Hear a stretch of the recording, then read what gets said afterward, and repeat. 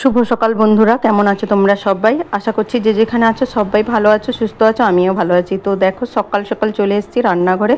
এটা হচ্ছে গোলা রুটি বানাচ্ছি বাবা আর মায়ের জন্য। আমাদের তো ভাত কদিন ধরে জানি না কেমন চাল নেওয়া হচ্ছে, ভাত বেশি হয়ে যাচ্ছে, ভাতগুলো ফেলতেও মায়া লাগে। দেখো এখানে পুইলাটা চচ্চড়িটা হয়ে এসছে, এখনও সরষা বাটতে পারিনি। আর এখানে ছোটো ছেলের জন্য ম্যাগি বসিয়েছি, আজকে শনিবারের স্কুল তো আর ছুটি পড়ে যাবে, তাই জন্য এটা খেয়ে যাবে, স্কুলে তো ভাত টাত খাবে। সরষা বাটছি, বাটবো।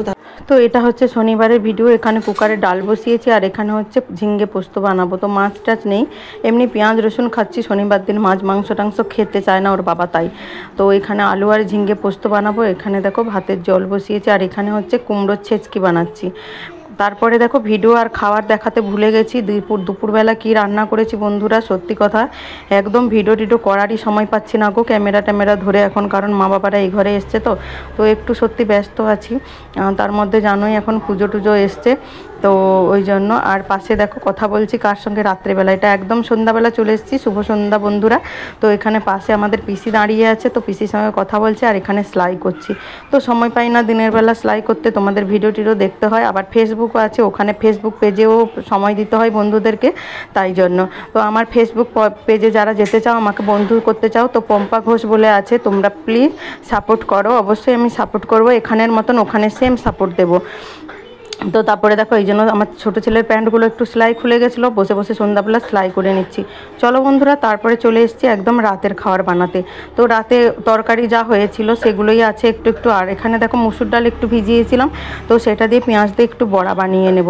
আর ওটা কাঁচা লঙ্কাটা আলাদা করে কেটে রেখেছি, আমার ছোটো ছেলেকে পরে দেবো, মানে ছোটো ছেলেকে বানিয়ে তারপর দেবো। আর মা বাবা খেয়ে নিয়েছে। তারপরে দেখো চলে এসেছি আবার একবার বানাতে, কারণ দুবার করে আমাকে বড়া বানাতে হয়। একটু একটু তরকারি আছে আমার আর ওর বাবার জন্য, আর এখানে মিষ্টি।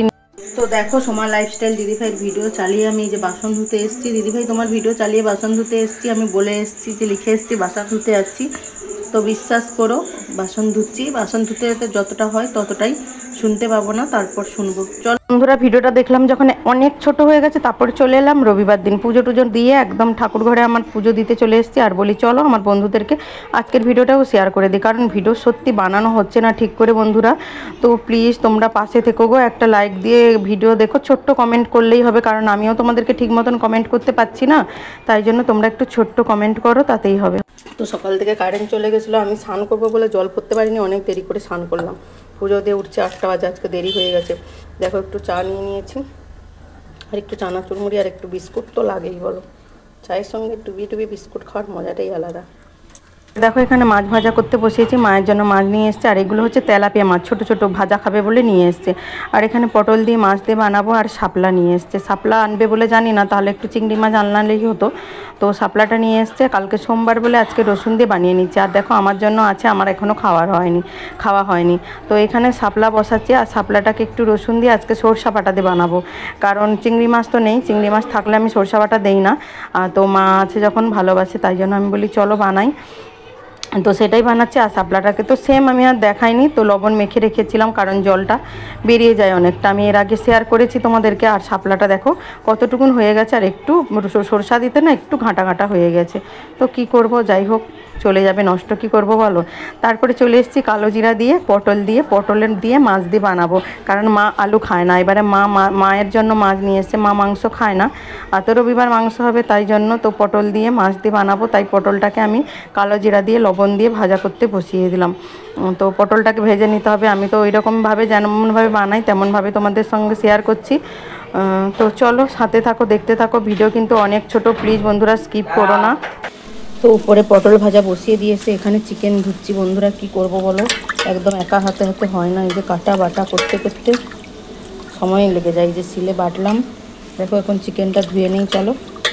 আর রবিবার কিন্তু তাড়াতাড়ি রান্না হয়ে যায়, কিন্তু ওই যে আজকে আর মাছ করতে হচ্ছে, তো মা মাংস খায় না, তাই। তো চলো ধুয়ে নিই, এক হাতে হয় না ঠিক করে। দেখো বন্ধুরা একটা কাণ্ড, মাছের ঝোল দিয়ে দিয়েছি আমি, দিয়ে করে হাঁ করে ভিডিও দেখছি, এদিকে এইখানটার মধ্যে ফোনটা রেখে ভিডিও দেখছি, তাকাচ্ছি, কারণ ঝোলটা ফুটলেই মাছ দেবো। ওই দেখো গ্যাস বাবু দেখো শেষ হয়ে বন্ধ হয়ে বসে আছে, আমি অনেকক্ষণ করে না করে 10 মিনিট পর তাকাচ্ছি যে ঝোলটা ফুটে না কেন। দেখো গ্যাস নেই, শেষ। তাহলে বলো কেমন লাগে বলো, নেই গ্যাস, দেখছো গ্যাস বাবু বন্ধ হয়ে আরামে বসে আছে। চলো বাড়তি কাজ এখন আমাকে নিজেকে এখন গ্যাস কেটে এনে গ্যাস খুলতে হবে, লাগাতে হবে। মানে এইটা না আমার সব থেকে বাজে জিনিস লাগে, জানো তো, একদম বাজে লাগে। রান্না করতে করতে গ্যাস শেষ হয়ে গেলে না মাথাটাকে ভীষণ গরম হয়ে যায়। আর ওই যে দেখো ঘুমাচ্ছে, ফ্যান চলছে, ঘুমাচ্ছে না। সত্যি না, একদম ভালো লাগে না, একদম ভালো লাগে।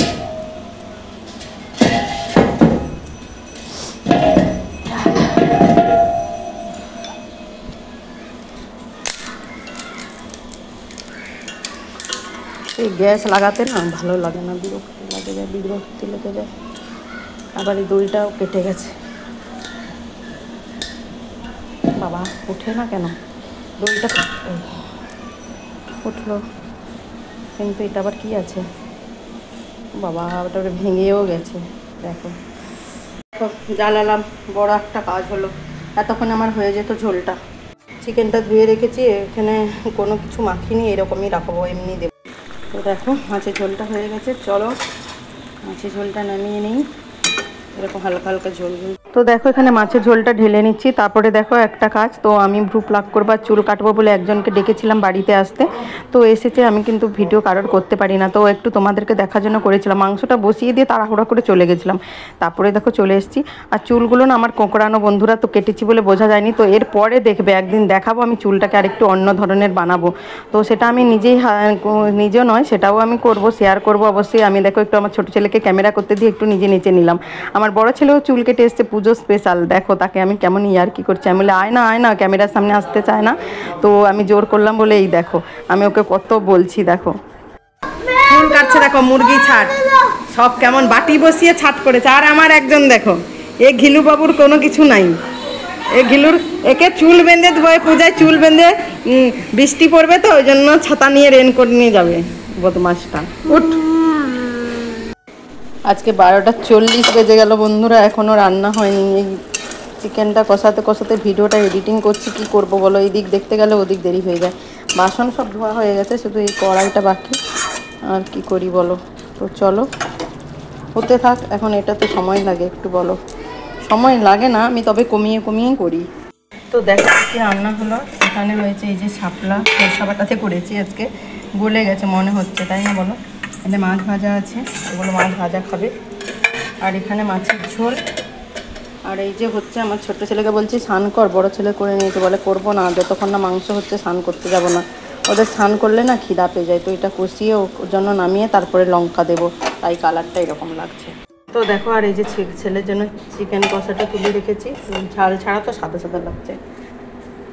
আর আমাদের এই যে লাল লাল, আর এক বেলারই মাংস খাওয়া ভালো। তো চলো আজকের ভিডিওটা এই পর্যন্ত বন্ধুরা। তোমরা সবাই ভালো থেকো, সুস্থ থেকো। আবার দেখা হচ্ছে নেক্সট কোনো একটা ভিডিওতে। চলো সবাইকে টাটা।